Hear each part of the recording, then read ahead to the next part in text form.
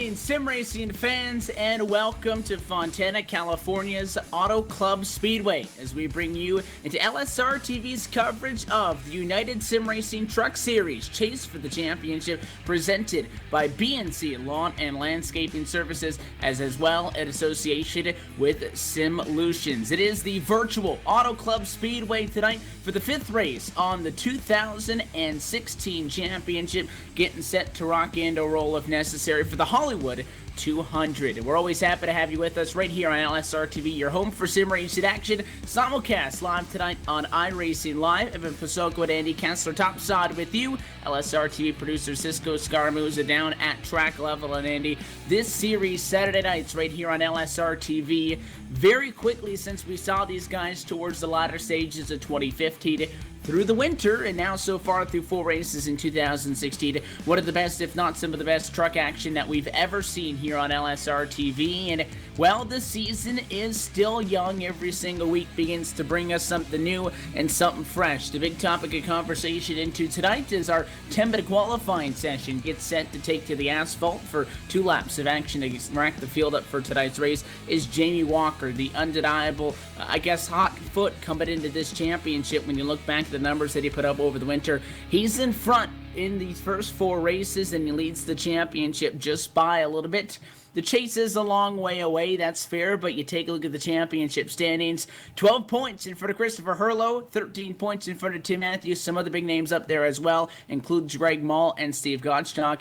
That means that he's 12 points in front of him, and he's 12 points away from getting the play seat handout that we're going to be getting here in association with Simulation Solutions, a play seat racing rig going to be going to our championship leader after 6 races.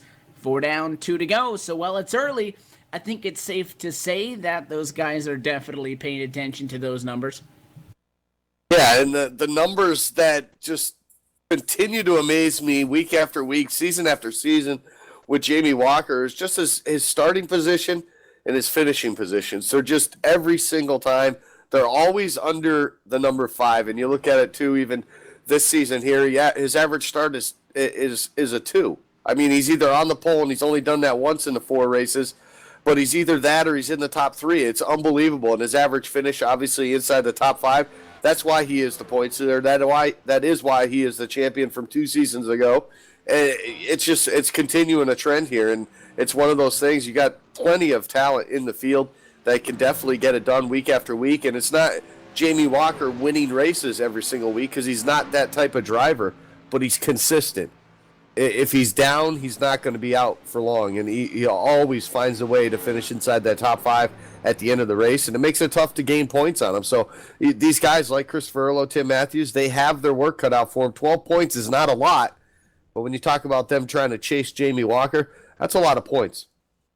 I kind of stumbled over some words a couple of weeks ago and ended up with a saying that I think really represents what Jamie Walker is in this championship, and that it's the races that you don't win are the races that win you the championship. You mentioned trips to victory lane 1, trips to victory lane for Chris Herlo, P2, but the championship 1 as well. Herlo's the name that we see a lot here on LSRTV. Greg Mall, Steve Gottschalk, Scott Simley, Cody Gibson, Brian Harvey, some of the other names, a lot of guys inside the top 10 you see on a Monday night and some other nights here on LSRTV, but Jamie Walker honing in. He's led 3 times as many laps as the next closest competition, which is Herlo behind him in P2. That gets you bonus points, the solid finishes, the P2s, the P3s, the P4s. That's what gets him out in front of the field, but as we mentioned, he took home the checkered flag last week, Andy, at Phoenix, took that one in front of Scott Simley in another excited one.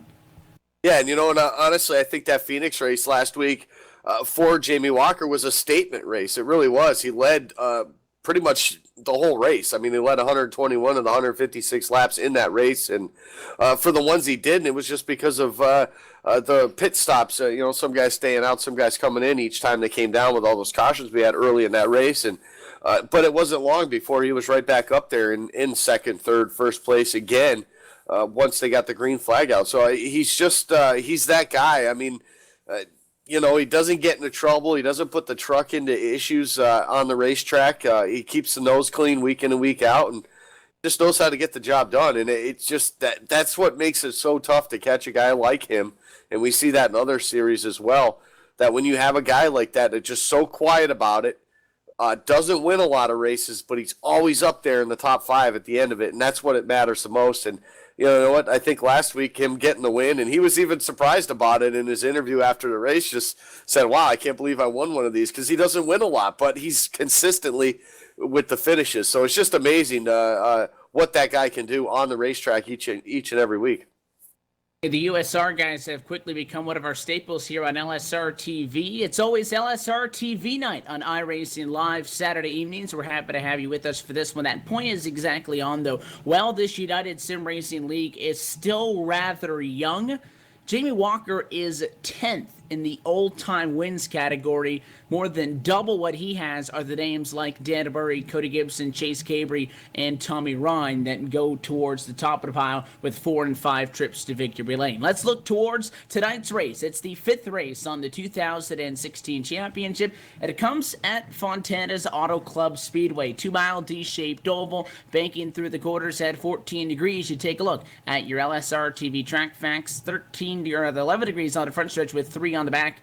4 turns, obviously, with an asphalt surface. This track, somewhat similar to Michigan, although that 2-mile D-shaped oval as well has some very unique characteristics. This is a track, though, that is far from being what you would call a cookie cutter. There's not one defined line that everybody's going to get up in line and run. This is a very wide racetrack, and it's 100 laps and 200 miles tonight for the Hollywood 200. There's going to be times where we get spread out. We're going to see single file action.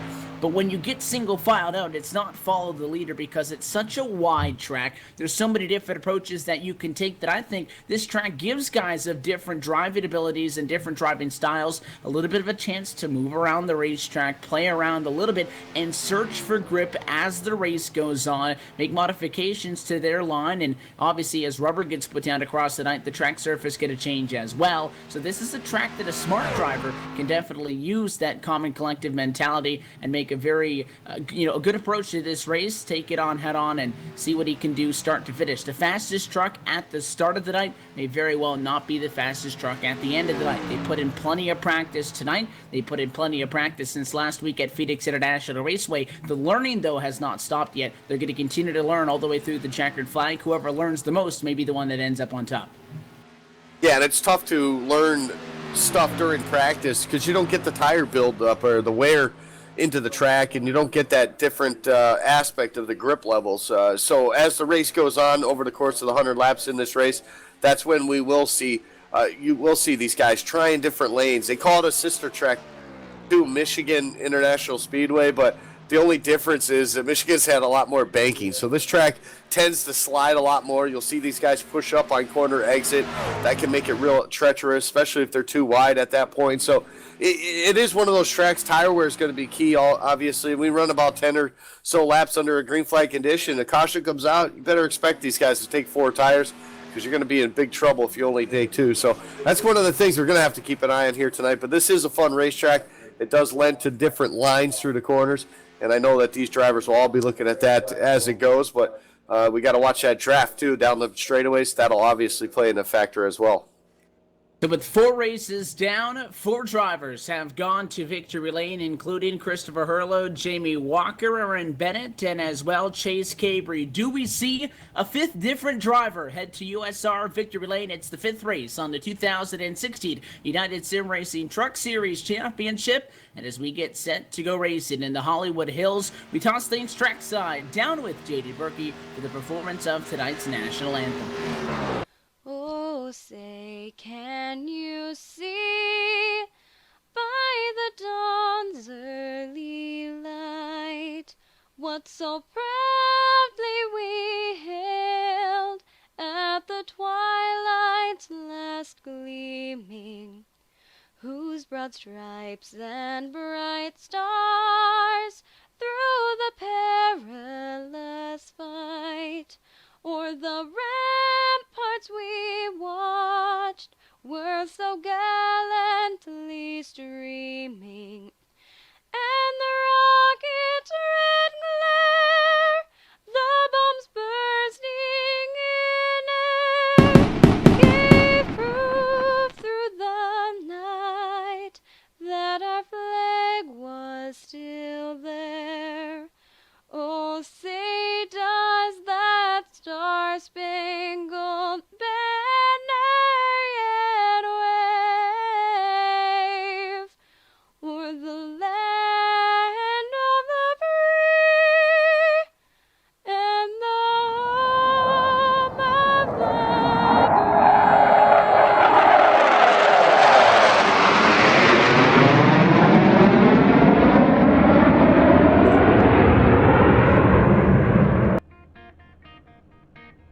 Virtual Thunderbirds fly overhead, and with that, we're set to rock and roll. 100 laps and 200 miles of action right here on LSRTV, the voice of sim racing. Let's take a look trackside at your BNC Lawn and Landscaping starting grid for the Hollywood 200. And surprise, surprise, Jamie Walker coming in with the checkered flag from 1 week ago atop the championship.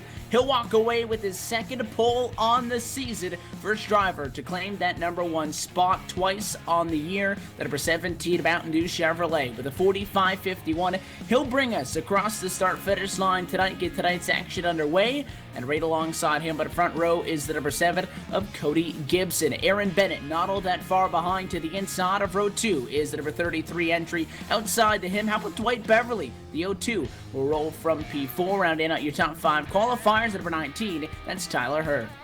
Ricky Howell Jr. will start 6th tonight. Greg Mall will roll off of that 7th spot. Steve Gottschalk in the 91 starts 8th. 9th goes to Paul Fugate. Paul Madison will round out your top 10.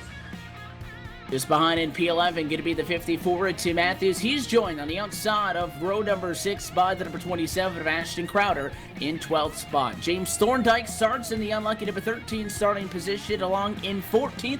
Second place in the championship, the number 87 of Christopher Hurlow. His Toyota Tundra going to be in the middle of the fray as now the drivers roll from the pit lane. Rounding out your top 15 qualifiers, the 66 of Brian Harvey.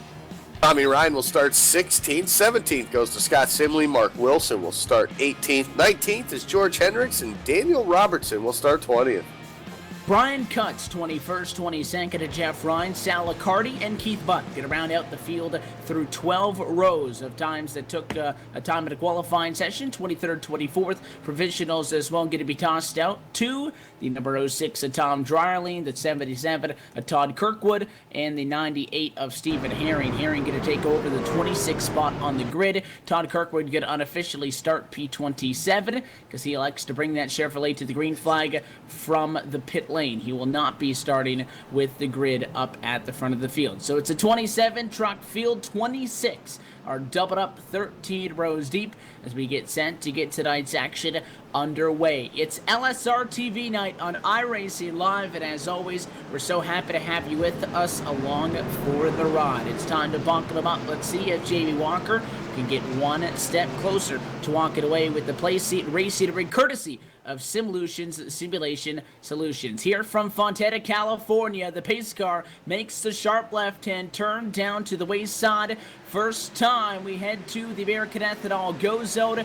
Green flag flies at Auto Club Speedway and underway for lap 1 of 100 tonight. No surprise, Jamie Walker gets the early lead to turn number 1. Single file behind with Aaron Bennett, and then 2 wide, 2 rows deep on the move. The 19 to Tyler Hurd, P5 on the grid to P3 at a turn 2.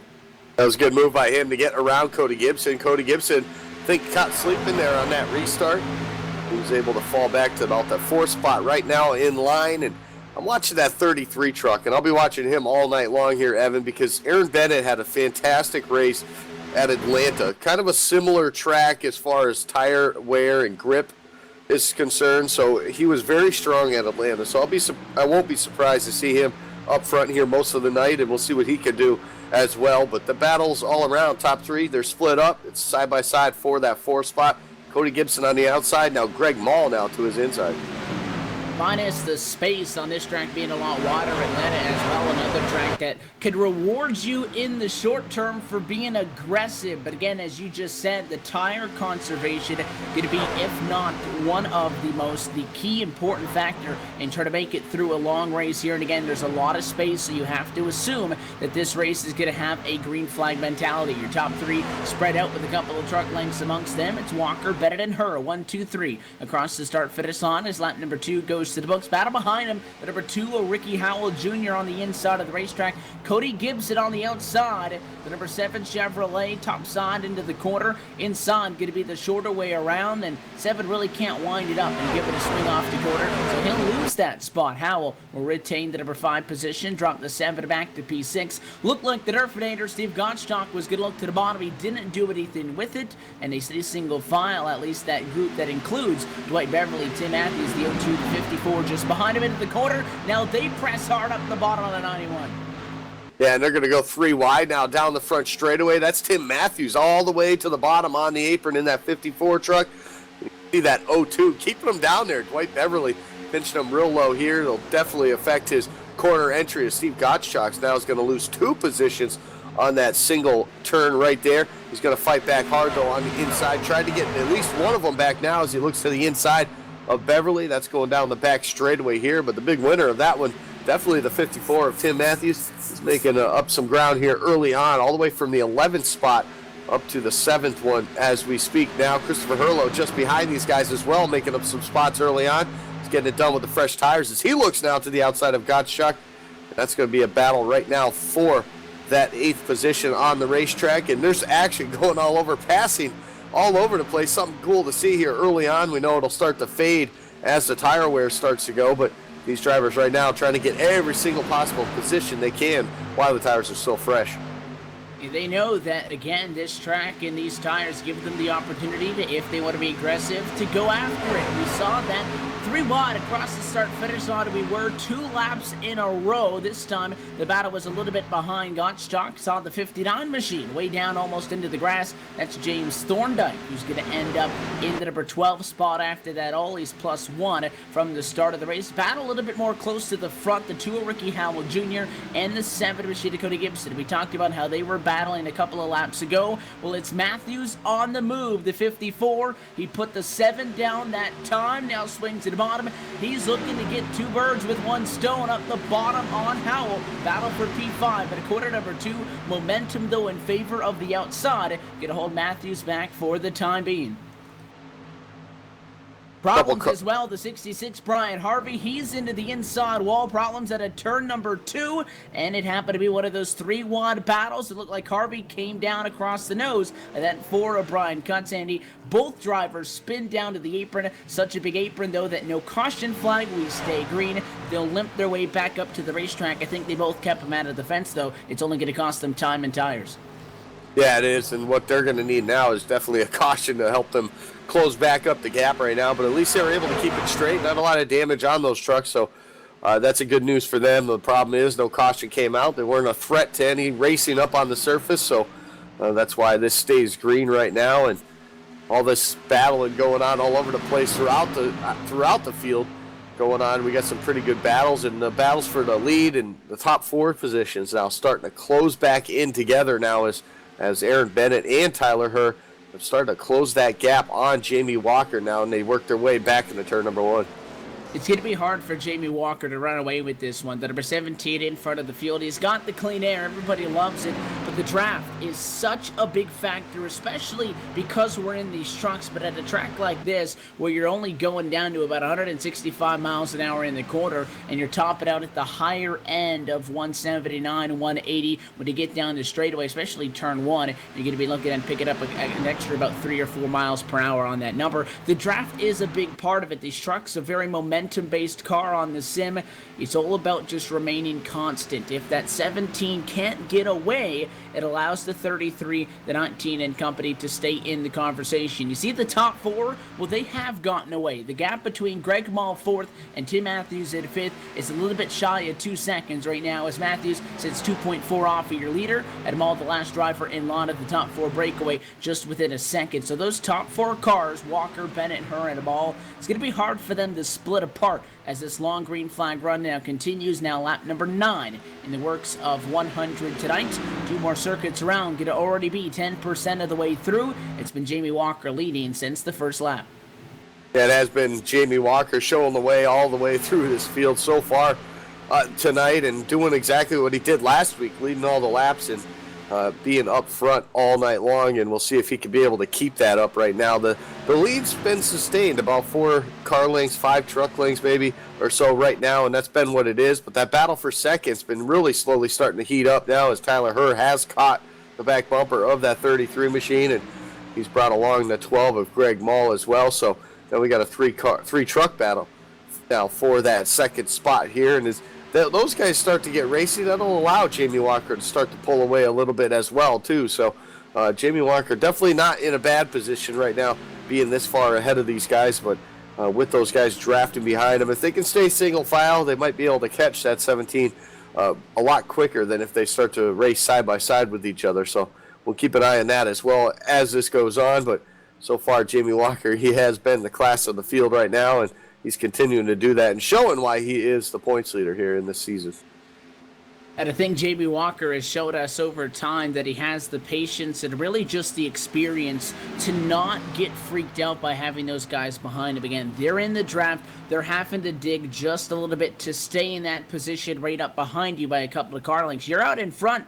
You've got no rush. Plenty of time to enjoy the clean air. He just needs to focus on what he's doing up at the front of the field, and I think that that's something that he's done a really good job at so far this season. You're seeing Greg Mall start to slowly slide away. The tires begin to fall off. You can't quite get back to the gas as soon as you would like. You can't quite get the car to rotate into the corner as early as it would in the opening couple of laps, and now you get into that conservation game. You try to make it through this race, and you look at the numbers. A race that's 100 laps long, and this race could very well go green all the way based on not only how well these guys have performed every single week, but it is Fontana. This track tends to bring you less yellows at a place like Phoenix that we saw these guys at last Saturday evening.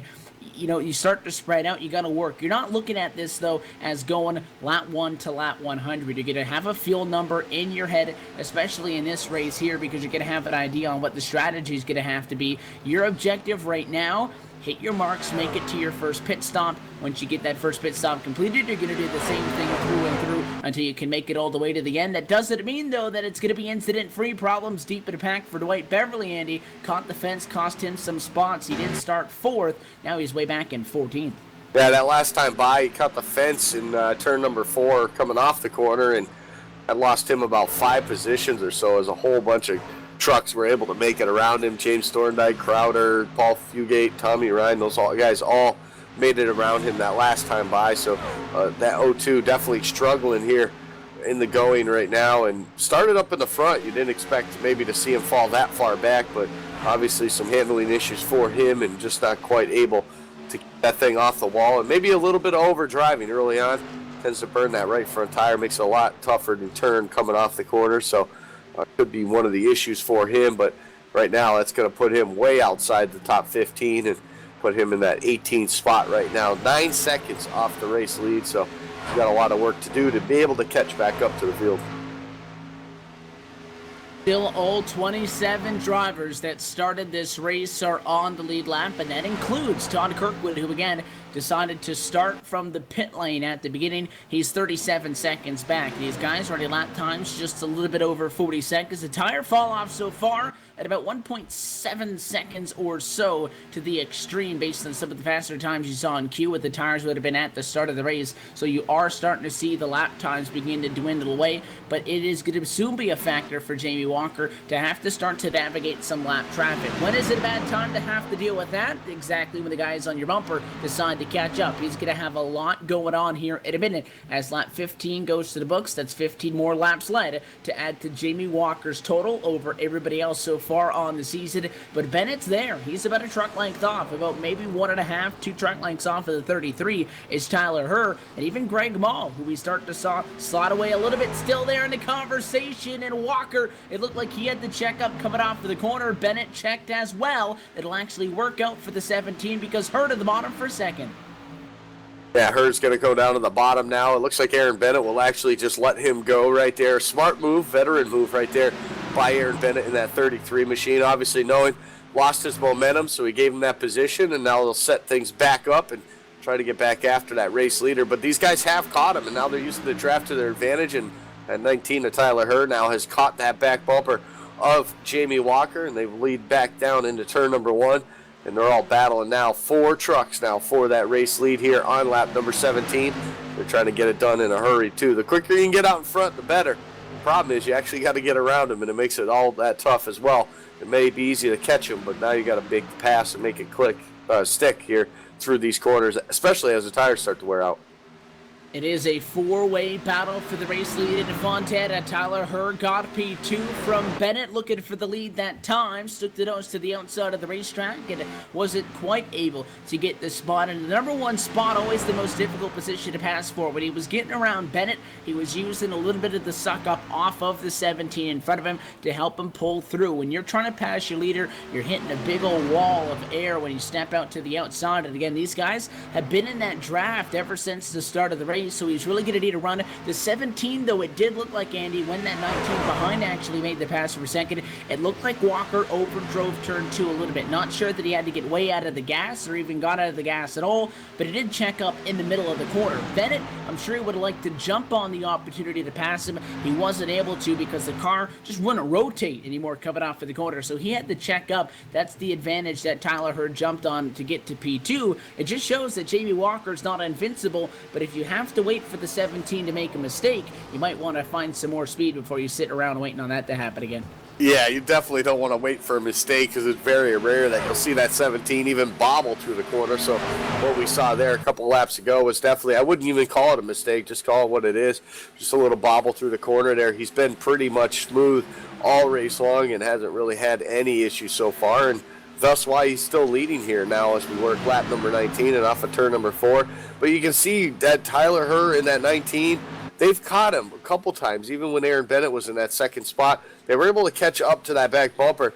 The problem was just finding a way around the leader is the real tough key here at Auto Club. And you can get there. It's so difficult to pass. It doesn't look like it because of all the lanes that you have, but when you can drive or when that driver in front of you is taking that lane that you're fast in, it makes it real tough to pass, especially when you got to try something totally different. So waiting for a mistake is always, I guess, the easiest part, but when you're racing that 17 truck waiting for a mistake, you could be here all night right there running right behind them.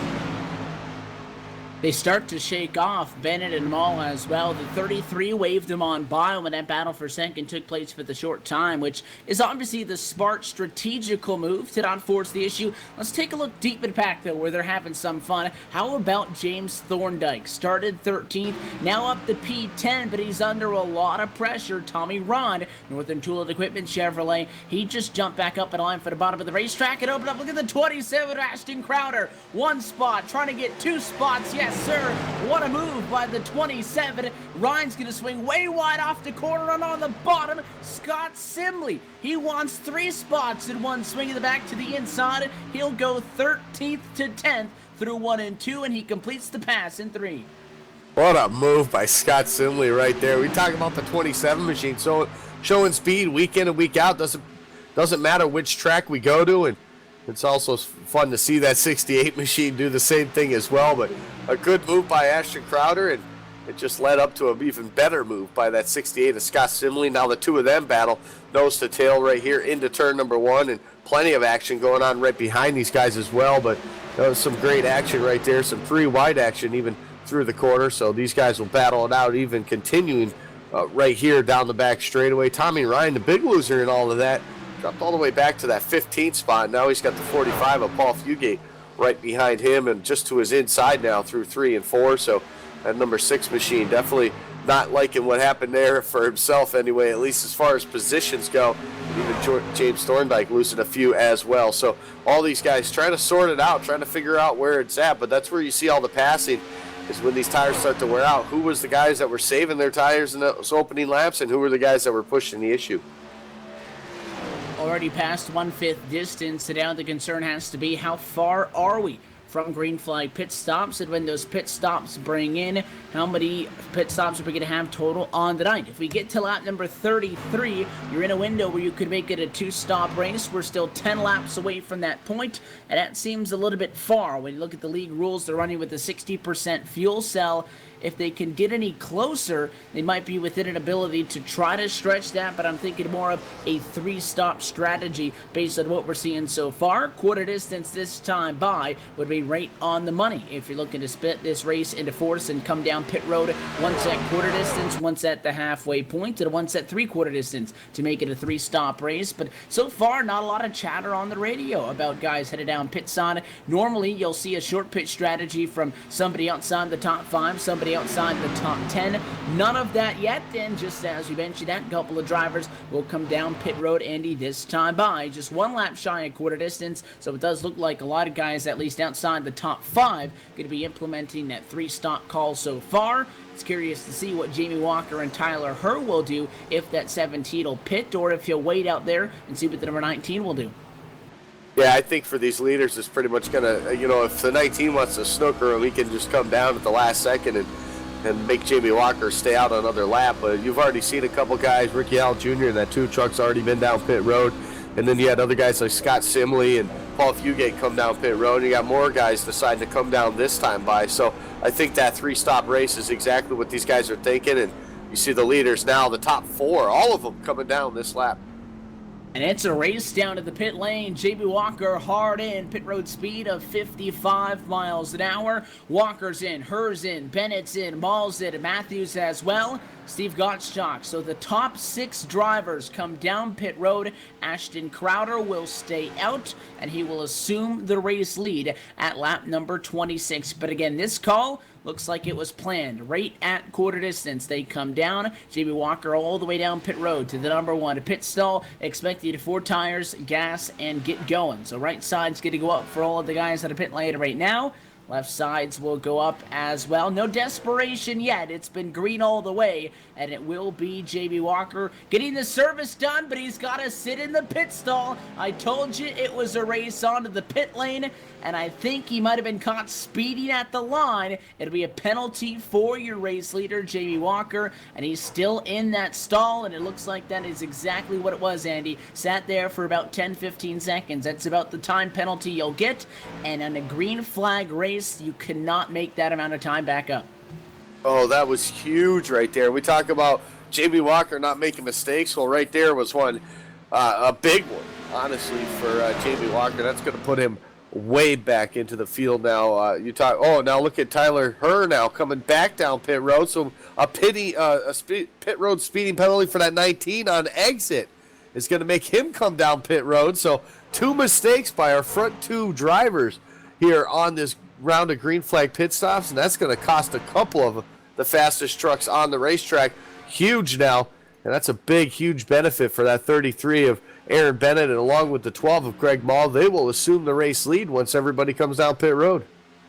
And I'm not sure if we can get a replay of it, but Ashton Crowder, we were talking about power moves earlier. He put a power move on to get 2 spots, said, oh, it's going to hurt again, because not only did he just overshoot his pit stall, but he was a little bit gentle coming into the pit lane, and the truck that was riding in second at the time, the 50 Dada James Thorndike, Andy, just passed him. Coming onto the pit lane, you saw the 27. He hit the apron about halfway through 3 and 4. 59 drove it in hard down to the apron off of the corner, up on the bank, almost to the last second. Ashton Crowder overshoots the pit stall, and that's a good way to lose about 5 or 6 seconds as well. So the problems continue for a lot of your front runners. Yeah, and I'm hearing over the radio now too, Evan, though, not to get off topic too far, but the 19 actually had problems getting fuel into the truck, so it wasn't a speeding issue.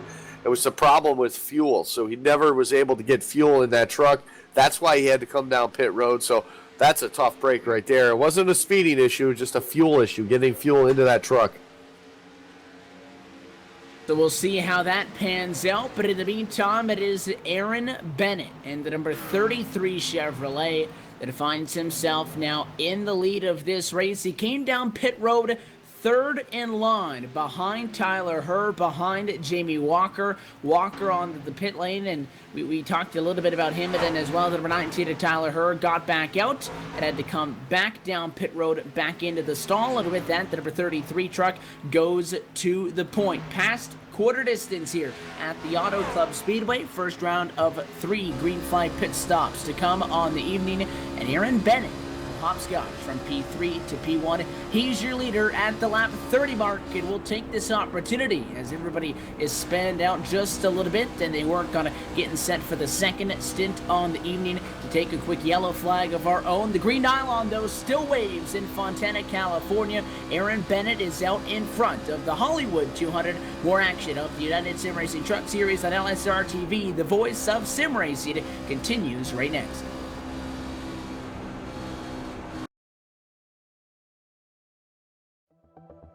The 2016 iRacing World Championship Grand Prix Series is all about change.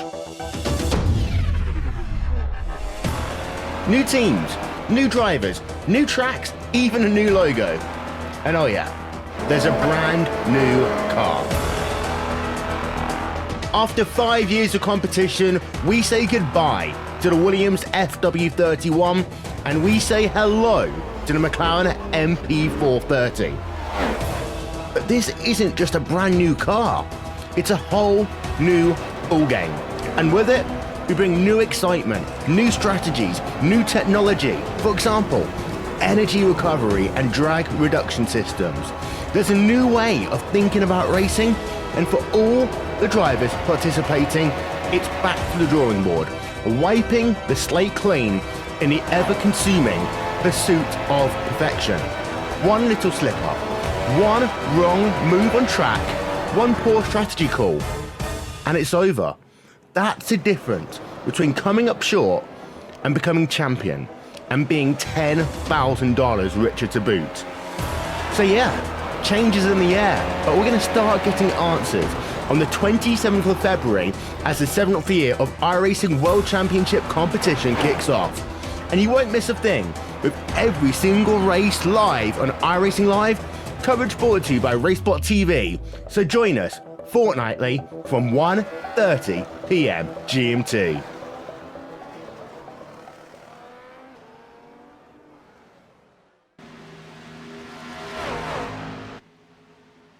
We're back live at the Auto Club Speedway, 33 laps in of 100 in tonight's Hollywood 200, part of the 2016 United Sim Racing Truck Series Championship, presented by B&C Lawn and Landscaping Services, LLC, based in Frankfort, Delaware. You can check out B&C for all your landscaping needs, including turf care, mulching, snow removal, and more. Professional, licensed, and insured. You can contact Aaron Bennett for more information at BC_lawn_and_landscaping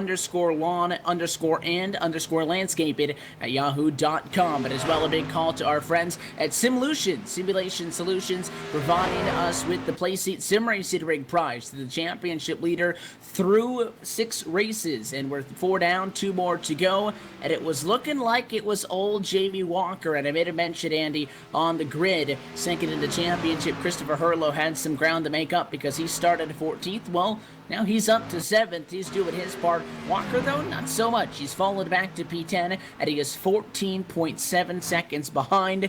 That keeping in mind that he had a 15-second penalty on the pit lane. If we go green all the way, you're not entirely convinced that he finishes way back there. No, I'm definitely not. I mean, you look at what he's done already. When everything cycled out, he was actually around the 15th, 16th spot. He was able to work his way all the way up to the 10th now. And even that last lap, he was 4/10 faster than our race leader. So he definitely knows how to get it done. Is it enough to win this thing? 14, almost 15 seconds back. He's still got plenty of time, about 65 laps here to go. So he's got plenty of time to do it. And I definitely wouldn't count it out, but I'm telling you, it's going to be tough to do that. But I definitely see him at least getting up close to that top 5, if not getting in the top 5. So Jamie Walker, he may be down right now, but at least the penalty came early in the race on the first pit stop. He definitely can make up a lot of that because we'll have at least 2 more pit stops for these guys to go, even if it does stay green. So we'll keep an eye on that. But a couple of guys, even that 19 of Tyler Herr having issues as well, getting the fuel. He's all the way in 23rd, last truck on the lead lap. He's 37 seconds back, so he's got even more of a problem to try to get back up through the field. He's going to need a caution or 2 to get himself back up in the top 10, but definitely a couple fast trucks having issues early, and we'll have to keep an eye on them throughout this race, see what they can do to get themselves back in contention. Yeah, the guys that are very strategy-oriented, we talked all pre-race about how Jamie Walker is about that. They like these green flag runs. Well, guess who's the fastest driver on track? Jamie Walker. The problem is, because we are green, a bunch like you'll see the problems for a couple of guys tonight, her included in that, is without a caution, even if you're the fastest truck on track, you just can't make up enough time to make up some of those extreme deficits. The guys up front, though, keeping it fun. Greg Mall was the first driver that we were talking about in that battle up front before the pit stops that looked like he was starting to lose touch. He was riding fourth in line, just barely hanging on. Well, we eliminated the first place truck. We eliminated the second place truck, so Mall went to second. He wants the race lead, and lap 38 going to be the money shot. He got it on the inside of turns 1 and 2, and he did it without much resistance, because that's the second time tonight, Andy. We've seen somebody challenge here in Bennett. Second time tonight, we've seen the driver of the 33 Chevy just stick the hand out the window net and say, go on by. Bennett sees no need in fighting at the moment. 38 laps out of 100, so he'll give up the race lead to the 12 of Mall. Mall going to get his first lap led, this time by with 37, and now 38 laps into the books, and he'll just slot right in line behind him and use some draft. Yeah, he's going to use some draft to get right back up on his back bumper right now. So these guys might not be done yet for battling for this race lead, but Aaron Bennett, being the veteran that he is, a smart driver also, that, you know what, he may be up there and at his bumper, but maybe it's not worth quite making the pass just yet. And he knows, too, that these guys have about over a 2-second lead now on third place Tim Matthews. So they're just trying to at least keep that distance right now for the time being. So the more they race side by side, the closer that'll bring that 54 machine to them as well. So they're going to continue to just try to stay single file, and that's what it looks like right now as Aaron Bennett just gets right up on that back bumper, not looking to make a move for that pass, just trying to push that 12 truck like a little bit faster, maybe get him off his game even as they go back into the corners. And both of those guys doing a great job here up front. Class of the field so far, at least while that 17 machine is still stuck back in that 10th spot right now. He's gained a couple seconds on those guys in front of him, so won't be too long. You'll see Jamie Walker up to that 8th spot, but he's still closing in just by a little bit here. It's been about 4 or 5 laps. He's gained about another second, so it just takes too long to gain that time that he's lost. It's going to take something short of a miracle, I think, or maybe a problem on pit road for some guys as they'll battle for the lead. It's going to go side by side again at the stripe, this time by, and Aaron Bennett looks like he will not lead that lap. It looked awfully close there, but he will get up in front of that 12 of Greg Mall now into turn number 1. So put that 33 truck back on the point here at Auto Club.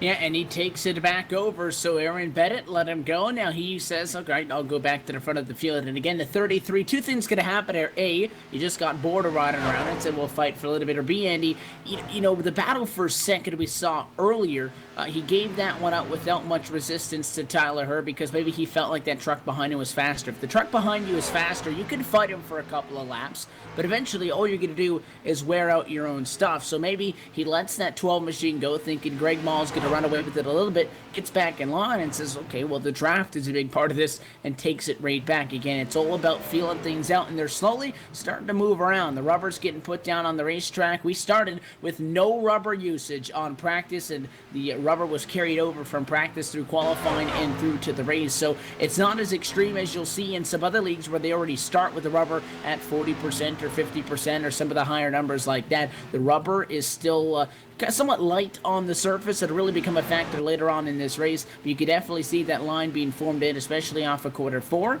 Bennett back to the point. Started third, qualified third. He likes the view from up front right now. He is well out in front of the field. Let's talk about some guys, though, that have not had the best of the night so far. Tyler Herr, we mentioned, started at P5, now back in 20th. But Dwight Beverly mentioned the contact with the wall earlier in this one. Wasn't one of those things where he grazed the wall, fell back, and got back up on the gas, Andy. He's stuck back there. He fell to 14th, I believe, now all the way down to 16th position and 23 seconds off of the pace. The truck looks good, which is good news if we get a late race yellow and he can get back in the conversation. And it looks like he'll put up a fight with Paul Madison in a moment. It'll be battle for 15th at quarter number 2, but not making up the time that I was expecting him to.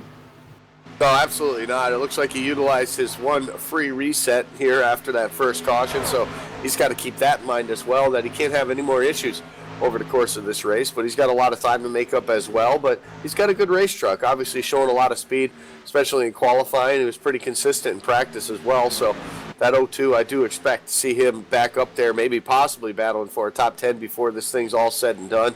But he definitely has an uphill climb for the rest of the race. And other guys you mentioned too as well, Paul Fugate, Started in that 9th spot. He's dropped back almost outside the top 15, sits 14th right now, some 20 seconds off of the race lead. So that 45 machine as well has some work to do before this thing's over. But, you know, guys having problems, well, that means guys are having some good luck. A couple guys in front of them, Tom Dryling took a provisional. He's up to 13th now. So him and Keith Butt right there in that 12th spot. Both of those two guys having a good bounce back from the start of this race. So we're closing in on the halfway point, and those guys are doing a great job too, about halfway through the field as well.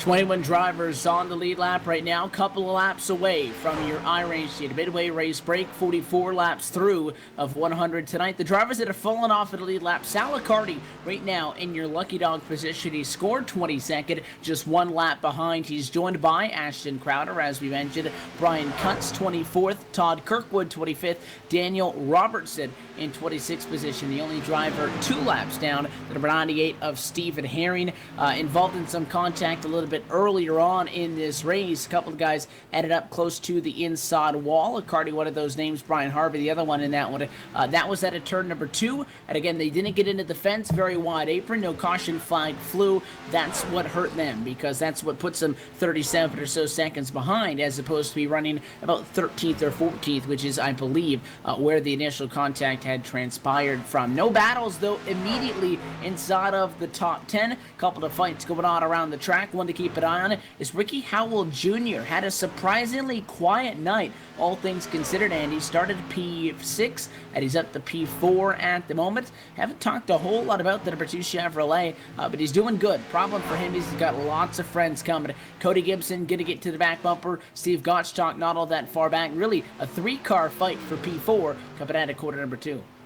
That is one of the closest battles on the racetrack right now, and Ricky Howell Jr. has that spot. Cody Gibson started that 2nd spot. He fell back to about 7th or 8th during that opening green flag laps there, but he's been able to bounce back. A couple of those positions obviously getting with Tyler Herr and Jamie Walker having their issues on pit road. So right now Cody Gibson running inside that top 5, so a good job for him to at least maintain that spot and maintain up there in the top 5. A good run for him as well, and a couple other guys. I am surprised that we haven't seen this truck or talked much about him. The 87 of Christopher Herlow, some 3 seconds behind this battle right now, and he's in that 7th spot right now. He's made up ground since the start of the race, but I really expected to see that truck inside the top 5, but he just hasn't quite had the handling on it that he's needed so far in this one, and working close to that 2nd pit stop now. So we'll see if that 87 truck can pick it up in the second half of the race, get himself up there for a good finish. He's got to make up some points on that 17 truck. And he's making it hard on himself right now, as it looks like some of the pit stops have already started happening, and one of those was Jamie Walker. He came down just a second ago to get his pit stop done, and now here comes the 87 of Christopher Herlow as well, right here on lap number 48. The short pitch strategy is not a surefire way to make up ground in the long run, but I'm always a huge fan of the short pit, and for a guy like, back in the pack there, some of the guys, included with Jamie Walker, not the only one who's making the short pit just a little bit, but, pit down a couple of laps earlier and get back out there, run faster for about 3 or 4 laps. He came in at lap number 46, a little bit shy, 4 laps shy, if he were to stay on his fuel number with the first stint, go to the halfway point at lap number 50, so we'll see how that pays off. Race leader Aaron Bennett, here comes trackside Greg Mall from second. Problems, the MGD machine into the inside wall on pit road. The number 12 machine coming down, Andy.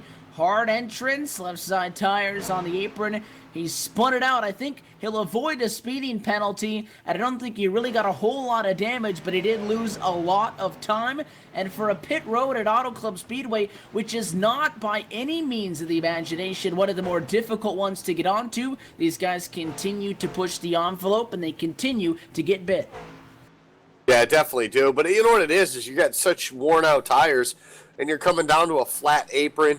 You're not using your brakes at this track as well, so it's almost like coming off pit road at like Daytona or Talladega. You got no brakes. You're not used to the brakes. The brakes aren't warmed up, so it's one of those you almost got to tap the brakes, get a little heat in them before you come down pit road. So it always catches these guys by surprise as well sometimes. So not surprised to see some pit road issues for some of these guys, but for Aaron Bennett, a pretty clean stop. He'll come back out on the racetrack, and we'll see where he ends up as well. But we'll see also where or if anybody could have gained any of time, especially those guys that short pitted a couple laps before them, guys like Jamie Walker as well. So pit stops, we're right in the middle of them, and we're right here at that halfway point too as well. Matthews going to come down from the point. Now he'll exit the pit lane from getting his service completed. James Thorndike in the number 59 truck will assume the point that time by the start finish on. He goes out in front of the field. So you're going to see some of the names deeper in the pack going to go towards the front of the field here as all of this begins to cycle through. Tom Dryling is as well now on pit road for service, and it'll put, I believe, the number 15 Paul Madison in behind him. Dwight Beverly in pit road as well. So these guys are all on the same strategy idea. Saw a couple of weeks ago in the NASCAR Peak Anniversary Series race at Phoenix, a race where it went green all the way, but not everybody was in agreement on what the strategy was going to be. Saw 3 different strategies implemented in that event. Here, it's everybody in line, and maybe again the fuel numbers just work out where you can't quite stretch it to making it on 2 stops. Again, you'd have to get at least 33 laps of fuel out of every single stint here. Market it in quarters, and coming down pit road 3 times, 25 seems to be a good number, which is making things easier on us to track all these guys, because everybody so far is showing that they're going to be doing a 3-stop race, and for most of them, they now have their second trip down now out of the way. Yeah, second trip down out of the way. Green since the beginning of it. So definitely a huge difference from what we saw last week with, I believe it was about 15 cautions in that race at Phoenix. So definitely this is showing what we saw the second race of the season there in Atlanta, where we went green flag all the way to the end to about 2 to go is when we saw our first and only caution flag. So these guys definitely doing what they know best and putting on a great show like they can and like they do most weeks here on Friday or Saturday nights, I should say. So, yeah, just green flag feel is what we got here, and it's going to take something kind of a strange instance. Obviously, 100 laps at this racetrack, guys do get a little bit tired and their arms get a little bit weaker. So, who knows what we'll see towards the end of this thing. But right now, a great job by all these guys getting the job done, and James Thorndike right now continuing to be our leader, and he's going to come down pit road this time, the last of the trucks to make his green flag pit stop. He's going to come to pit road this time on lap number 54. At 54, one of the longer ends of a fuel run tonight, but Thorndike does relinquish the top spot. And with that, Aaron Bennett, number 33, BNC Lawn and Landscaping Services LLC Chevrolet. He'll swing at a quarter number 4, and he'll go back to the point at which he sat just under 10 laps ago, about 8 laps ago, when all of this began. And that marks the halfway point now through this race, the Hollywood 200. The next time by the start finish on, going to have 55 laps down and 45 laps to go. So let's take a look at your iRacing.com midway race break, brought to you by iRacing.com, the world's leader in motorsport simulations and as well the official sim racing partner of NASCAR. It is Aaron Bennett who has gone to the point. The number 33 Chevrolet started third, ran third in the first stint of this race. P1 and P2 both had problems, and he led steadily through the second stint to now past halfway. Officially, he goes back to the point this time by. He's back out in front. Cody Gibson, the number 7 machine, was running in second last time by. Give that spot to Tim Matthews, the 54. Bumps up to P2. Cody Gibson runs in third. Tommy Ron is 4th, and Steve Gottschalk right now rounds out your top 5. Ricky Howell Jr. in P6. He'll lose that spot to the 12 of Greg Amal. Christopher Hurlow just behind in 8th position. Scott Simley 9th, and Jamie Walker still stuck back in P10. Yeah, 11th right now on the board. That is the 59 of James Thorndike. And 12th is Keith Butt. Tom Dryling runs 13th right now. 14th on the board is Paul Fugit. Brian Cutts runs in that 15th spot. 16th is Paul Madison. Tyler Herr runs 17th. Last truck on the lead lap is in the 18th spot. And that's George Hendricks. Jeff Ryan, 1 lap down since 19th. And Mark Wilson, also a lap down since 20th. 21st as well, 1 lap down is Dwight Beverly. Ashton Crowder, 22nd. 2 laps down, Todd Kirkwood in 23rd. 24th, Brian Harvey. Daniel Robertson, 25th. 26th, Stephen Herring. And then Sal Accardi, P27. 6 laps down, and it appears with that car currently sitting down in the pit stall that the team is taking a look at that Chevrolet Silverado. His night may be done. although not officially out of the race, we can still say all 27 competitors that started tonight's race, now almost 120 miles ago, are still in competition. Aaron Bennett, though, he's blowing them out of the water here in Fontana, California, 3.6 seconds ahead of Tim Matthews in the number 54, who's trying to claw and break away into that gap. Still one more trip down to the pit lane, assuming these green flag racing conditions continue until you can get to that home stretch and finally be that much closer to walking away with the checkered flag tonight. Second time we take a step back, and this time we'll go LSRTV non-stop, so you won't miss a moment of the action. It is Aaron Bennett who leads the Hollywood 200 past halfway right here on LSRTV. The 2016 iRacing World Championship Grand Prix Series is all about change. New teams, new drivers, new tracks, even a new logo. And oh yeah, there's a brand new car. After 5 years of competition, we say goodbye to the Williams FW31 and we say hello to the McLaren MP430. But this isn't just a brand new car, it's a whole new ballgame. And with it, we bring new excitement, new strategies, new technology. For example, energy recovery and drag reduction systems. There's a new way of thinking about racing, and for all the drivers participating, it's back to the drawing board, wiping the slate clean in the ever-consuming pursuit of perfection. One little slip-up, one wrong move on track, one poor strategy call, and it's over. That's the difference between coming up short and becoming champion, and being $10,000 richer to boot. So yeah, change is in the air, but we're going to start getting answers on the 27th of February as the 7th year of iRacing World Championship competition kicks off. And you won't miss a thing, with every single race live on iRacing Live, coverage brought to you by Racebot TV. So join us fortnightly from 1:30 p.m. GMT.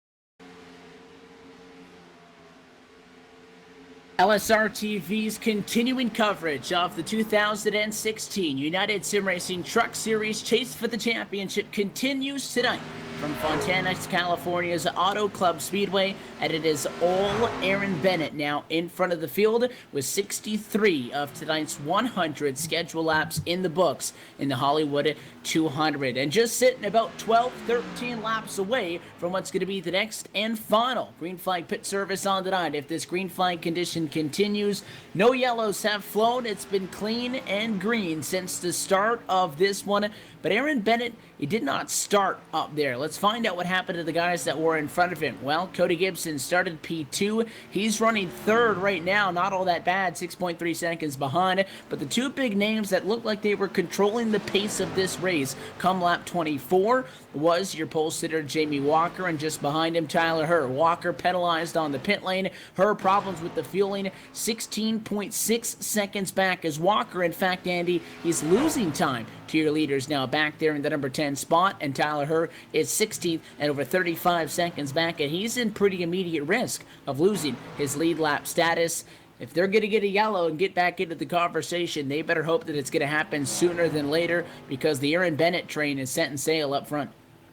Yeah, they need to happen. They need it to happen now, right before this next round of pit stops, or they need to stay out and let Aaron Bennett pit and then hopefully catch him a lap down. Have a caution come out right in the middle of green flag pit stops. We've seen a couple trucks, a couple lap down trucks there a moment ago I saw hit the wall off turn number 4. So it's definitely not out of the picture that we could have a caution here tonight, but with everybody spread out like they are, you're not going to see somebody bounce off the wall and get into somebody else. So it's going to be a tough one to have a caution here come out at this point in the race. And it's definitely reminded me of that race Aaron Bennett won just the second week into the season there at Atlanta. We were clean and green that whole single race all the way up until those final laps when we did have our first caution, and it ended under caution, and Aaron Bennett came out with the victory. So he's got the field covered right now, 3.7 seconds. He's doing a great job up front, and it all comes down really to the money stop, the last pit stop for that 33 truck. And he's got to make sure, even if he loses a couple seconds on it, he's got to make sure he does not get any penalties on that stop. Comes in clean, comes out clean, and he'll find himself back out in the race lead when everything cycles through. All you got to do is get on pit road, don't wreck, and don't get penalized. It sounds easy enough, but based on what we've seen today, yeah, that's it. Nothing is promised. Yeah, just do that. That's all you have to do.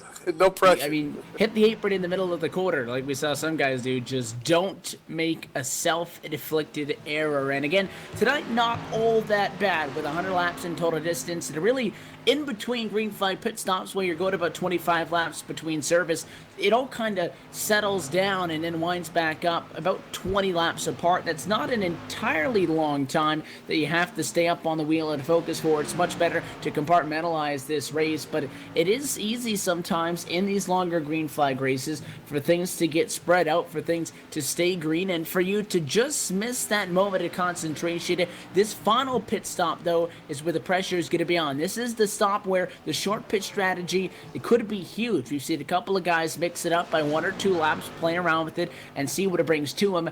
If you're going to go off strategy, it's going to come on this final stop. And when maybe you're halfway through the corner and you see the guy in front of you or the guy behind you start to pit, this is the time where you're going to make that evasive move, get down onto the pit lane, call that audible. That's where mistakes can be made.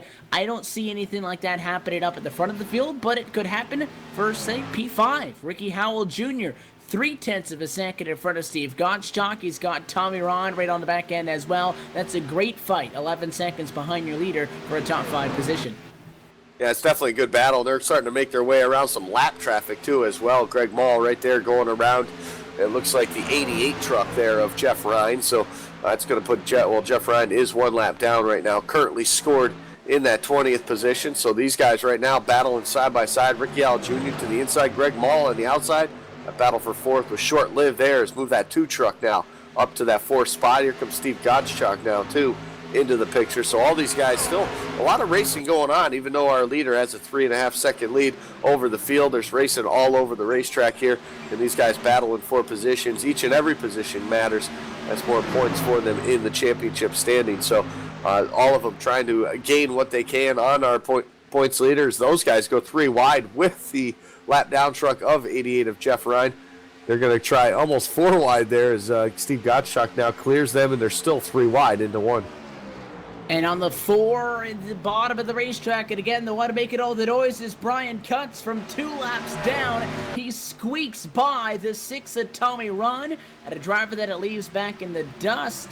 As well, another machine that's not in this immediate battle either. Jeff Ryan from 1 lap down. That's what making things interesting is not only was that a 3-truck battle for a lead lap position at a top 5 position at that, but you had guys 2 laps down on fresher tires because they pitted more recently coming up through the field. Guys 1 lap down, a little bit fresher tires, a little bit older tires even falling back. That's something that you don't normally see at Auto Club Speedway. With all the room that they have out there, you don't normally find 3 wide with a lapper, a guy 1 lap down and a guy 2 laps down. A little bit of a perfect storm there. I think they navigated it well, though could have been a lot more hairy than it was.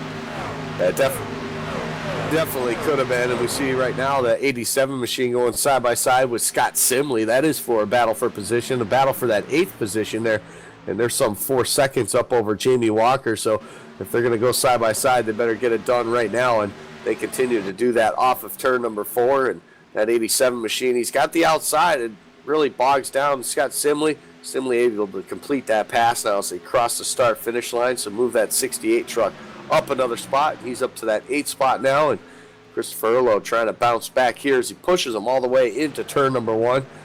Jamie Walker, though, we're talking about him. He's up there in the top 10. He's been able to rebound to the top 10, but he's been stuck there this whole time.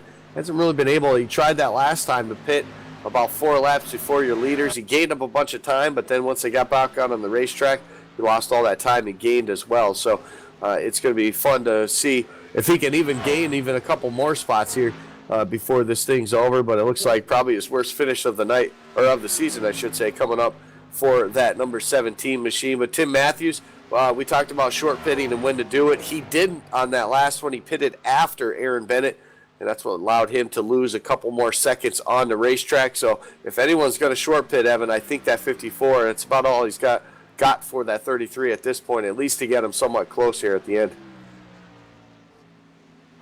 Do we see anybody try something? I don't think that you're going to be able to do anything that just erases a 3.7 second gap, except Andy, 2 tires. Would somebody go with that move? Hey, why not? I mean, at this point, do you have anything to lose? For Tim Matthews, he's got almost a 5-second lead on third, and he's trying to gain 4 seconds on the race leader. I mean, why not? Pit a couple laps earlier, maybe take 2 tires, and maybe have a 3 or 4 second lead when you come back out, and hopefully you can make it stick for those 20 laps or so that you'll have to the finish. So we'll have to see if somebody tries it. I mean, for Tim Matthews, a veteran that he is too, he might be content where he is right now. A solid second-place finish. Yeah, you want to go for those wins, but at some point you do have to realize that 4 seconds, that's a lot of time, and it looks like Bennett now going to come down pit road, and so is the 54 at the same time. So he's choosing to go down at the same time, and this might make it somewhat of a good battle for the end of the race. So Tim Matthews down to the pit lane. He follows Aaron Bennett in. This is the final chance I think Tim Matthews has, if he's going to make a call similar to what we discussed, to do something. Even if it doesn't work, he's got 5 seconds clearance back to Cody Gibson back in third, who as well is on the pit lane. Let's see what happens. Bennett into the stall. Right side tire's going to go up.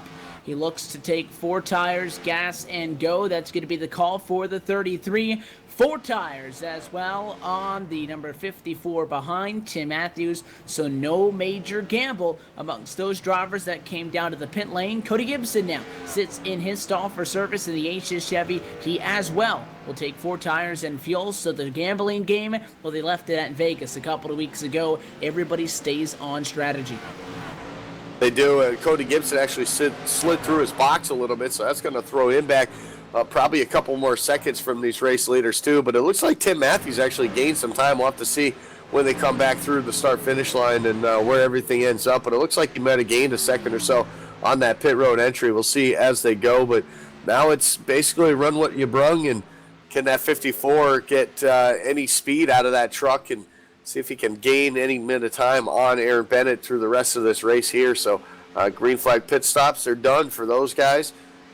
It's not ruling out any. It looks like 2 seconds right now is the gap, so about 2.5 seconds. So yeah, he gained at least a second right there on that pit stop. So good job by the 54. Now it's just a matter of chasing him down. And we'll see if he can do that. And again, well, the battle for the race lead has not kept us on our toes since about lap 24 or so.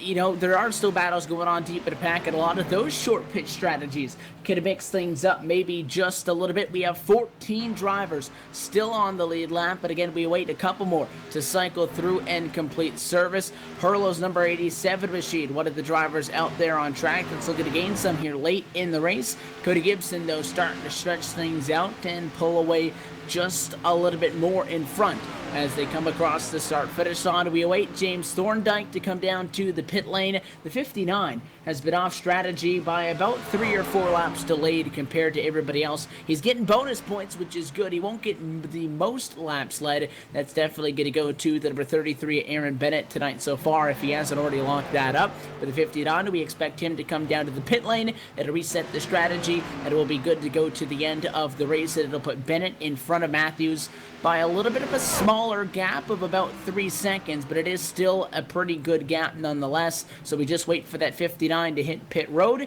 He's working lap 78 right now, and he just put another lap down on Todd Kirkwood. Todd Kirkwood's going to come down pit road to make his final stop. James Thorndike probably hoping for a caution at this point, catch some guys a lap down, but for James Thorndike right now, it's just ride it out. I mean, he's done a good job riding up and close to the top 10 there, even with this strategy staying out like he has been. So we'll see where it all shakes out for him. He'll have the freshest tires once he gets back out on the racetrack, but the question will be how many guys can he get around before the end of this one here. Struggling to stay on the lead lap, Christopher Earlo and Jamie Walker right now. Those guys obviously will have a little bit better of a gap once that 59 truck comes down pit road, but they're still hovering outside the top 10 as of right now. And, you know, you look at all these guys, Cody Gibson, one of those as Thorndike now hits to the pit road. Cody Gibson with that trouble on pit road lost a lot of spots there when he slid through his box, so that's going to be a tough break for that 7 truck. That's going to put him a little deeper down. Was running third when these green flag stops started, so it looks like right now he'll probably be about the 8th spot when this goes back. Everything cycles out through, so probably lose about 5 spots just with that little mistake of sliding through his box. Thorndike going to come in. He himself going to make a clean entry down, and he'll look to take 4 more Goodyear Wranglers and take off. No 2-tire call, but the 59, there's a little bit of a strategy play. Not going to be enough to get him the win, but he does shorten up the run to only 20 laps, so it might not be that bad of a strategy call, staying out a little bit longer. I don't think that maybe he really planned that from the start of the race to get an extra 5 laps out of it, but I think getting out there and having less laps than the other guys, it could pick him up a spot or two. But again, if it doesn't work out for a driver that started in 13th position and outside of the pit cycles was running in 11th, there's not a whole lot on the line. I think if it works out, good, and if not, oh well. You're just looking to try to get something and spice up that final stint of the race, try to better your position. Oh, you're absolutely right. He might be able to squeak something out of it right now. He's falling back to like 10th right now, 11th. It's going to keep on changing here in a moment. No caution again. There was trouble out on the speedway somewhere. Somebody having some issues, but we'll see if we can not pick that out there, but still no caution on the speedway. Maybe the 98 of Herring might have had some issues right there. He's running in the 25th spot, 4 laps down right now. But Tim Matthews, he's closed the gap. It's 2.3 seconds now to the race leader, so he's got some time. He just gained 3/10 that last lap there, so the 54, he's coming. Trying to haul the mail. I said it was down to 3 seconds. It's now down to 2.7 once they cycle through, and now 2 seconds flat. Tim Matthews trying to make the Hail Mary and close it in the end, and he got it out there, and Bennett knows that those times are closing in. He can see the gap beginning to shrink, and is he forcing the issue? Has he not been forcing the issue all night, or has Tim Matthews just picked up on something lately? Well, you know what? He could just be picking up on something now and just maybe even for himself, just driving a little harder into the corners than what he has been, knowing that he's only got 20 laps, less than that now, to go in this one. Just trying to close the gap, trying to do anything he can to get up there. Maybe even, you know, maybe it gets into the head of Aaron Bennett saying, oh my God, he's closing that gap up on me. I got to pick it up, you know. Maybe then the 33 starts to overdrive it. So you never know what it is. He's got nothing to lose, an 8-second gap from him to third place, Steve Gottschalk. So for Tim Matthews, even if he does burn this stuff off, he's just going to have to cruise around and probably in the final couple of laps or whatnot when those tires finally do fall off to at least keep that second spot. So I think that 33 of Aaron Bennett has this thing, at least for the time being. He's just been so smooth, so steady. And I even said, I think on lap 2 of the race, keep an eye on that 33 truck because this is the type of race that he does well in, the ones that stay green and the ones that wear your tires out. So he gained 2/10 that last time by. So Aaron Bennett definitely right now the class in the field, and he's doing a great job up there as the leader, setting the pace for this race. 15 drivers on the lead lap, but the gap is going to back in a good direction now for Aaron Bennett. And again, it may have just been taking it easy, riding around for a little bit. Then once he saw the 54 close, all right, get up on the wheel and go back to work. They did have a truck in between them a couple of laps ago. Paul Fugate is now slowly sliding back to Tim Matthews. Fugate, haven't talked a whole lot about him tonight, but having a somewhat decent run after problems early. He started P9. He's hanging on to 16th at the moment. He is in the first spot, 1 lap down, but it looks like Tyler Herr, Paul Madison, and maybe even Tom Dryling may get knocked 1 lap to the negative before this race comes to a close.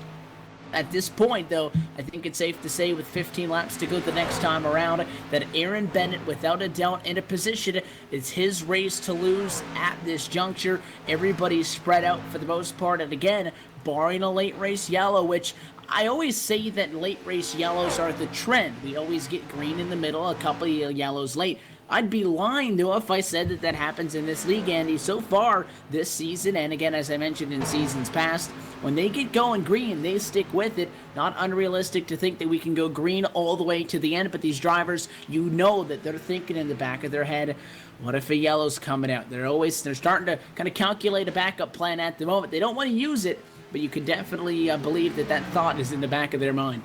Oh, absolutely. But they also got to think, too, that they're about 10 laps from that point that a caution comes out. It wouldn't matter anyway. So you really, it's one of them things. You just got to do what you can, keep the position that you have.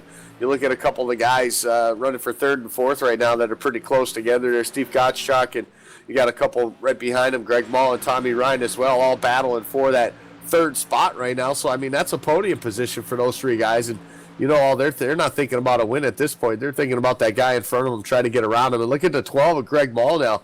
Look to the inside of Steve Gottschalk. That's off of turn number 2. That'll push Steve Gottschalk way up the racetrack right there. Give that spot to the 12, so it'll knock that 91 off the podium for the time being. Tommy Ryan, though, in that 6 truck, he's trying to get around him too, looking high, looking low. Won't get anything that time into turn number 3, but these 3 guys battling pretty hard right now for that position.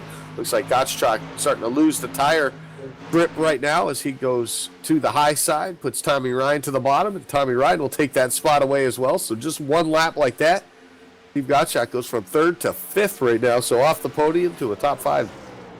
And P5 has been a spot where we've seen a lot of battling tonight. Ricky Howell Jr., Cody Gibson at P6 and 7, not quite at a spot to battle for 5th at the moment, but they are relatively close to each other. If the 7 can knock off a couple of good laps, we could see a battle for the number 6 position overall brewing here late. But Greg Mall, Tommy Ryan, Steve Gottschalk, by far and large, the closest battle on track right now, with 12 laps to go this time by, in front of Ryan and Gottschalk and Adani trying to hang on, trying to stay relevant in that battle. But once you lose that much speed, it takes you quite some time to build the momentum back up. The best thing that can happen for the 91 is if Mall and Ryan start battling, he can hop on that and maybe try to take 2 spots right away from underneath him.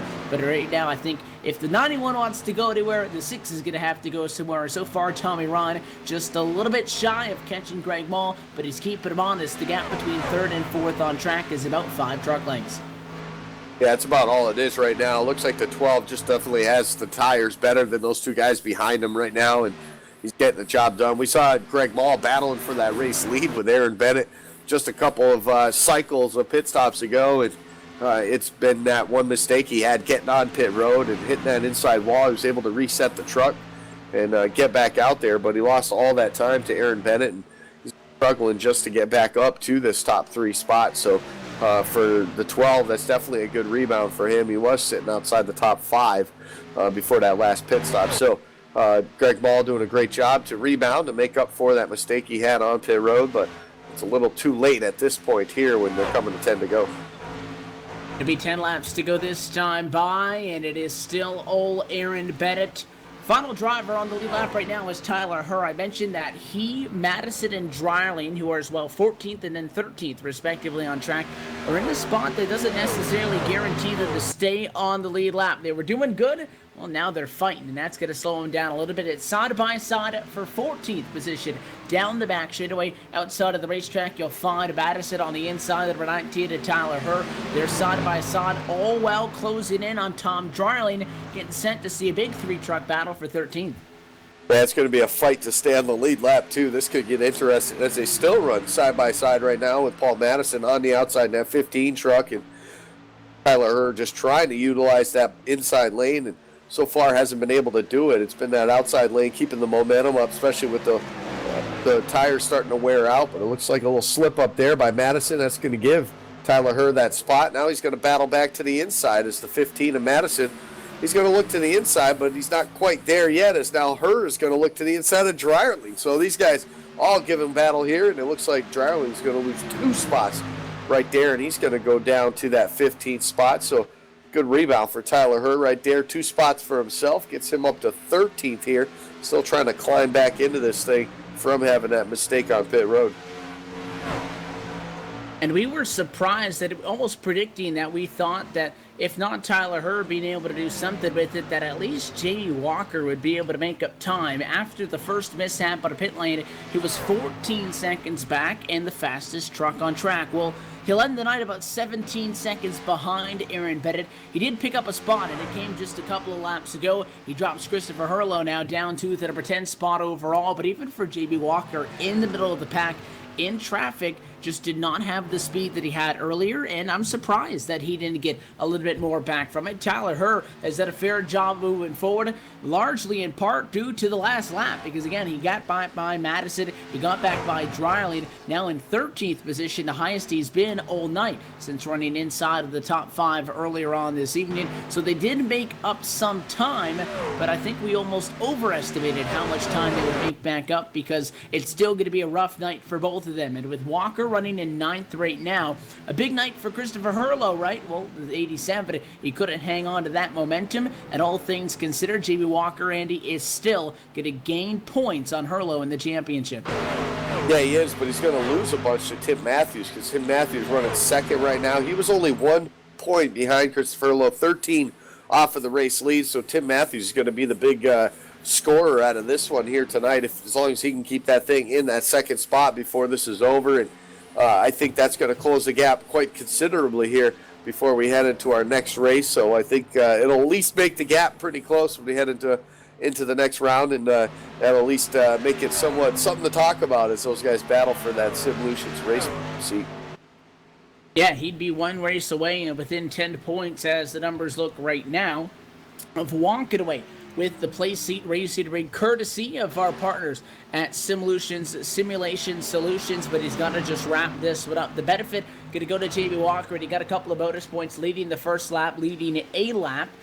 So it'll still be a little bit tighter than he would have liked, though. He will lose, I'd say, about maybe 4 or 5 points to Tim Matthews, depending on where all of the bonus points do shake out. And Matthews, he's all alone right now. The 27 is behind him. That's Ashton Crowder, first driver, 2 laps down.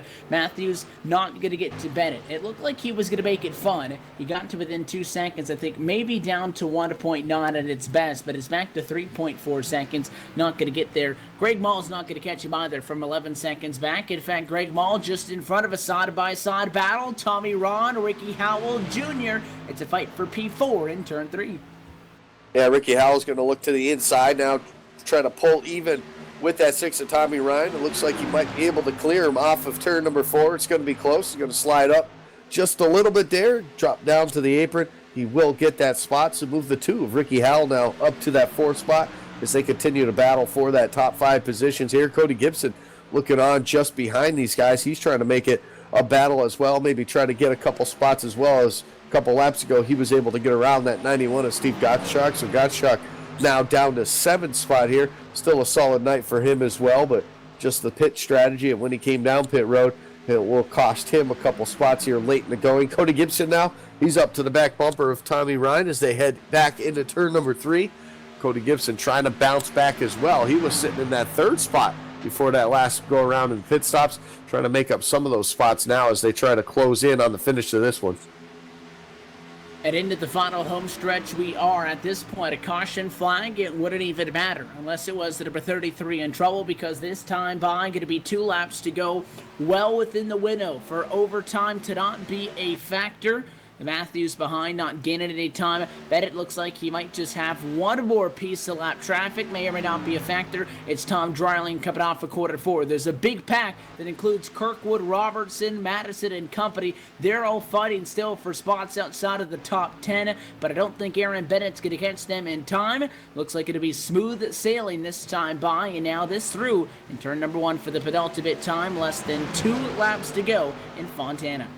At this point, that 33 of Aaron Bennett's got this thing on cruise control, looking for a second win of the season, the first two-time winner of this 2016 season. Aaron Bennett doing a great job here so far in this season. Lost a couple spots last week in the point standings, but he's looking to rebound with that tonight with a solid win here tonight and leading the most laps. So a total all-around night, a maximum points night for that 33 truck as he exits turn number 4. And for Aaron Bennett, it's going to be a good boost to life to his championship hopes. He's looking to get his second win on the season as the white flag is now in the air. He's got one pole. This is going to complement the 2 top 5s he already has. It'll be his 3rd on the evening, but most importantly, being 28 points back. While it may not put himself in a spot for the place seat after next week's race, it's going to get him back up into the championship conversation, rolling forward from around number 5. The final time in turns number 3 and 4 for Aaron Bennett. The number 33 Chevrolet started P3 and ran there through the first cycle of pit stops. He was mistake-free, and that's the key tonight in Fontana, California. Checkered flag 2 on the season. Aaron Bennett winner at Auto Club Speedway.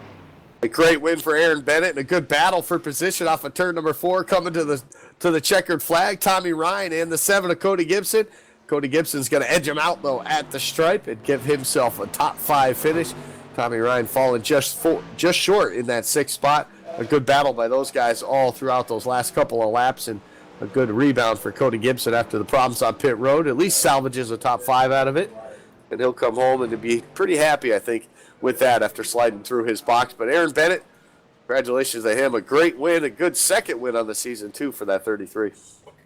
When the race goes green start to finish, it's a race of strategy and a race of wits. And tonight, Aaron Bennett may not have had the fastest truck on pure speed alone. You can debate that because Jamie Walker looked pretty stout earlier, but he was the best driver tonight, and that was the key factor. He'll put the number 33 Young Guns Motorsports Chevrolet back in victory lane, and now the only 2-time winner in 2016. He'll burn it down on the front stretch. He deserves it because a big win for his championship hopes. Jamie Walker will slide a little bit, bring Tim Matthews to 2nd in the championship, and drop Herlo back down to 3rd. And we'll break down what the points will look like going into next week's Round 6 competition in a moment. But before we do that and return with the LSRTV post-race show, we'll step away just one final time, and we'll return down in victory lane with your winner tonight, Aaron Bennett. So LSRTV's coverage of the United Sim Racing Truck Series from Fontana continues after this, right here on iRacing Live.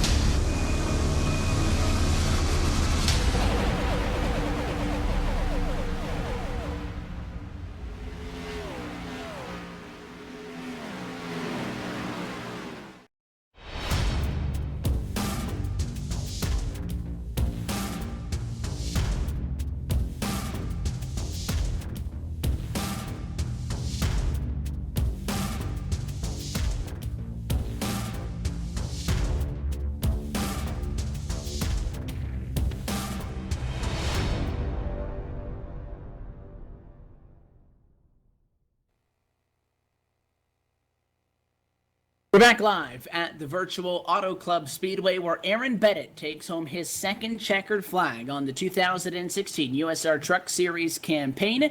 And we're happy to still have you with us at LSRTV, the voice of sim racing, for the LSRTV post-race show. Evan Pasonko and Andy Kessler still topside with you. Let's take a look at tonight's full field finishing results from the Hollywood 200. Aaron Bennett does finish atop the pile. How about Tim Matthews, though? P11 to P2 to go up to second in the championship, but a solid run for Greg Mall. He'll walk away on the podium in third. We'll talk with those three in just a moment. Ricky Howell Jr. behind him in fourth, and Cody Gibson hangs on late to get a P5 over Tommy Ron, coming home behind him in the number 6 spot. Steve Gottschalk with the 7th place result. Scott Simley, 8th position. Pole sitter Jamie Walker good enough for a P9 after a speeding penalty on the pit lane, and Christopher Hurlow will round out your top 10 finishers. 11th was the 59 of James Thorndike. Keith Butt finishes 12th. 13th goes to Tyler Herr. 14th is Paul Madison. Tom Jarling finishes in the 15th spot. Last truck on the lead lap, Paul Fugate. Solid run for him, finishes 16th, 1 lap down. George Hendricks finishes in the 17th spot. 18th goes to Mark Wilson. Ashton Crowder will finish in the 19th spot. And 20th was Daniel Robertson. 21st position behind, 3 laps down. It was Jeff Rod. From here on out, these drivers multiple laps down. Todd Kirkwood, 22nd. 23rd, Stephen Herring. 24th, Brian Cutts. And then you also had Brian Harvey, Dwight Beverly, and Sal Liccardi coming home P25, 26, and 27. Those 3 drivers finished the night behind the wall and not actively out on the racetrack. So Aaron Bennett, his second win on the season. And it puts him at the top of the pile because through the opening 4 races, we saw 4 different winners. The 33 back into USR Victory Lane this evening at the Auto Club Speedway. Aaron, congratulations to you. Green all the way. You started up front, and that was key because you didn't make the mistakes that hindered everybody else, and then you did not look back at all. Were you guys expecting that one to race like it did? Yeah, we've had good races here in the past at Fontana that go caution-free. Big, wide racetrack. A lot of the guys in here give and take pretty good. I mean, it's a good race. I mean, I hate to say this, but I think I only won this race because the guys screwing up on pit road. I mean, the 19, he had problems. My teammate Jamie, he had problems. And my teammate Greg, he had problems, but he rebounded to finish third. But it was all in all, it was a good run for us. I knew we were fast when we unloaded, but I didn't think we were a winning truck. I had us pegged as like a top 5 at least. I didn't have us pegged as a winning truck, that's for sure. You guys walk away with the W, and we always say, sometimes it's better be lucky than good. For here, though, you didn't make those mistakes, and it's hard to, discredit the win because they made the mistakes on their own, and you were able to keep the level head and to make the clean entries in and off and to get it back out there and evidently win the race. Tim Matthews made it close there. It looked like after the final trip down to the pit lane, you were able to stretch things out in the end, though. You're the first driver to pick up multiple wins on the season, and we were talking all pre-race about, how good Jamie Walker is and spitting out his numbers. You, though, doing pretty good. Now tied with him for the most top 5 finishes on the season with your third. And again, first driver to get 2 trips to victory lane has to make you guys feel pretty good through 5 races.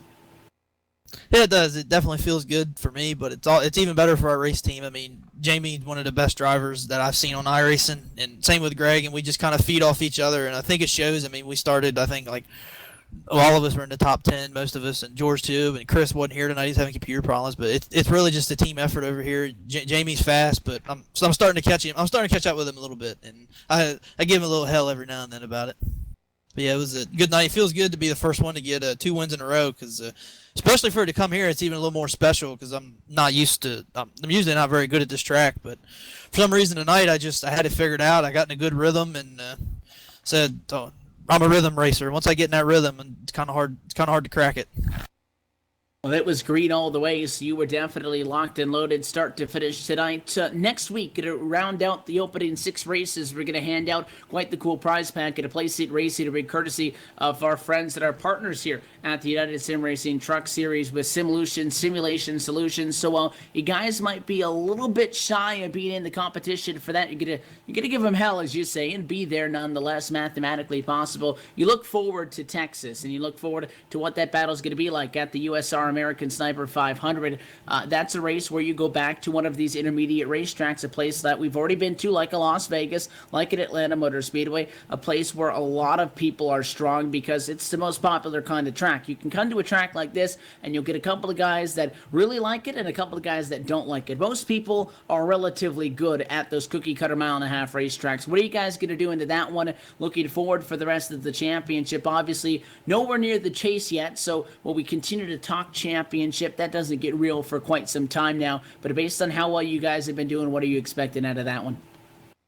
I'm expecting at least a top 5. I mean, I wanted Atlanta, and I compare Texas and Atlanta pretty similar. Pretty rough racing surface. This here eats up tires too, but it's all going to come down to tire conservation. Who can conserve their tires the most for the long run and have enough short run speed. It's sort of like a balancing act there. You got to be good on the short run, but you also got to have that nice kicker in the kick in the ass, I like to call it, for the long run, because that's where the races are lost, especially when we go green. When we go green like this, it's where you make up all your time.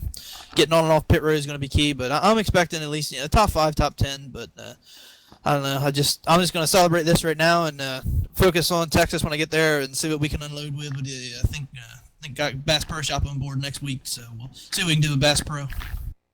We'll let you get down with the team and get the celebrating underway. Before we let you go, though, do want to give you an opportunity to give a call to the sponsors, the shout-outs to good people behind the scenes, especially with you and your administration team that help you guys put on this show week in and week out. Who do you want to thank?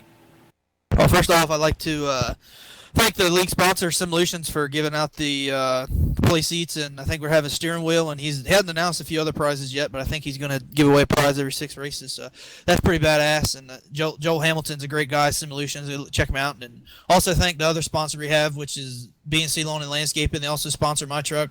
Garrett Casal, a business partner, he gets a lot of the stuff done behind the scenes, allowing us to keep this going. I think he was watching tonight. I got a nice text message from him. He said, "Kick ass, bro." So that was cool. So, and thank all my teammates over at Young Guns Motorsports. We just threw this team together at the start of the year, and we've been turning it on. We've won 3 races so far in USR Truck Series. We haven't got one yet in the Xfinity Series, but we're working hard for that. And thank all of them: Jamie Walker, Greg Mall, Chris Baines, George Hendricks.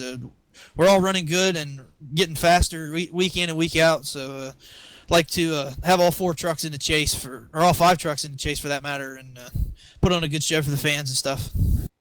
Well, Saturday night's the place to be, right here on LSRT for the USR Trucks. It's your second trip to Victory Lane in 5 starts. Aaron Bennett, your winner tonight in Fontana. Sir, congratulations. We'll see you next week. Thank you, bud. You too. That is Aaron Bennett, your winner tonight, and he comes home 3.8 seconds ahead of Tim Matthews, who kind of flew under the radar tonight. Andy Kessler started P11, and he walks away as the bridesmaid tonight. Yeah, he does walk away as a bridesmaid, but he gave it a shot there in that final go-around there, especially after that green flag pit stop, and I'm here talking with Tim Matthews now. And, Tim, we talk about just trying to catch a guy, and you made up some gap there. You decided to pit on the same lap as Aaron Bennett there in that final pit stop. You closed the gap down almost about 2 seconds there at one point, but then from there it just looked like the 33 truck was too tough here tonight. Yeah, he definitely was. I knew, he was going to have a big mistake, and once I come out and realized he still had an over 2 second gap on me, it was pretty much running for second place unless something crazy happened. So, I'll take it. I think the right guy won the race. He was definitely faster. Well, for yourself, you got to be pretty happy so far with the season, how it's gone. 5 races now in the books, 5 top 10s for yourself. You pick up your 3rd top 5 of the season. That's going to put you in a tie with about 3 other drivers now for that top 5 position. The one thing you're lacking, though, is a trip to victory lane. How close? Obviously, a second-place finish. You're pretty close to it. But running up front like this, it's got to be awfully close here. Soon we'll see that 54 finally in victory lane. Yeah, it's coming. I can't say when and where, obviously, but I feel like I'm good enough. I'll win a couple races this season, so I'm just taking each week at a time, and I'll get there.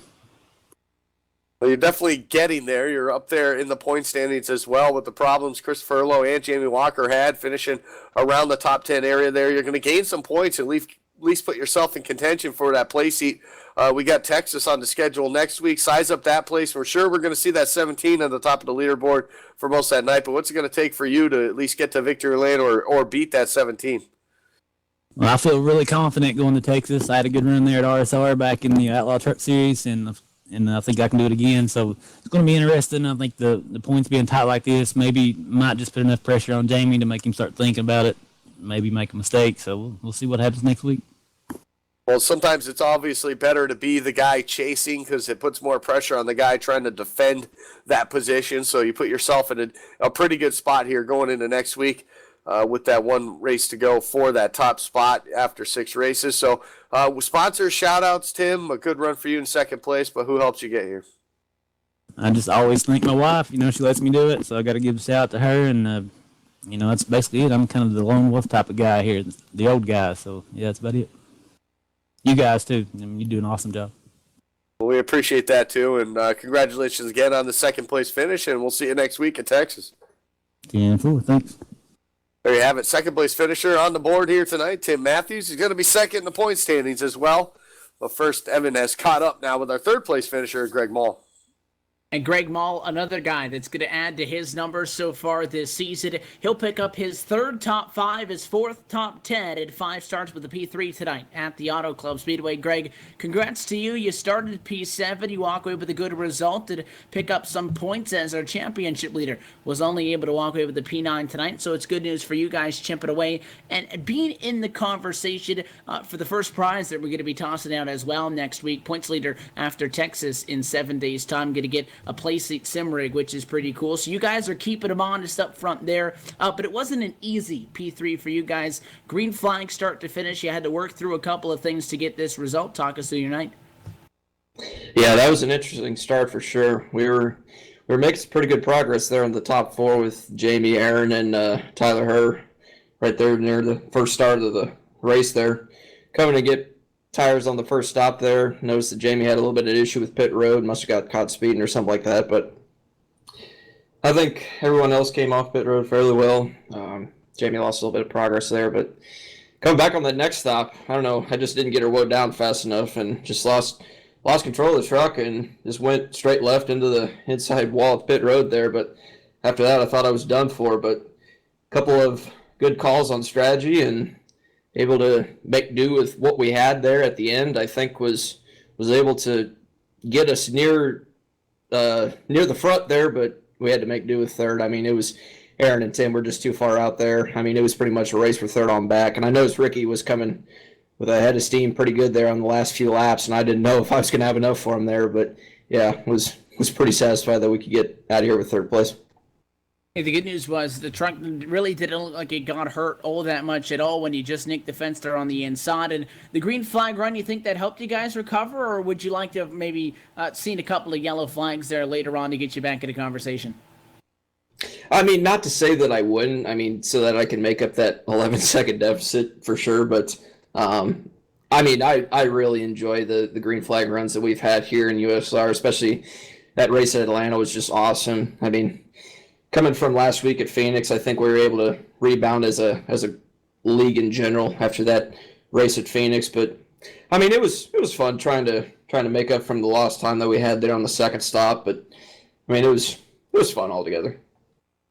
It was a fun night and a solid finish for you guys. You continue to climb the ladder in the championship standings. We'll see you next week at Texas. Before we let you go, anybody you want to give a shout out to? Yeah, absolutely. I want to thank my teammates over at Young Guns Motorsports, Aaron, Chris, George Hendricks, Jamie Walker. Just got to thank those guys. I mean, communication was good tonight. I think the strategy calls and whatnot, we were able to come down to pit road and take advantage of those tires while we could. And obviously got to congrats to Aaron on his win. He was tough to beat tonight after he got out in front. He was just running away from it. But yeah, I just want to thank those guys. And yeah, we're looking forward to going to racing at Texas next week and seeing if we have a little bit better offering for that show. So looking forward to it. I'm sure you hope that race goes a little bit more smoothly than this one did tonight, but you kept us entertained nonetheless, Greg. Thanks for sticking around and chatting with us. Congratulations to you. Best of luck. We'll see you for round 6. Yes, sir. Thanks, guys.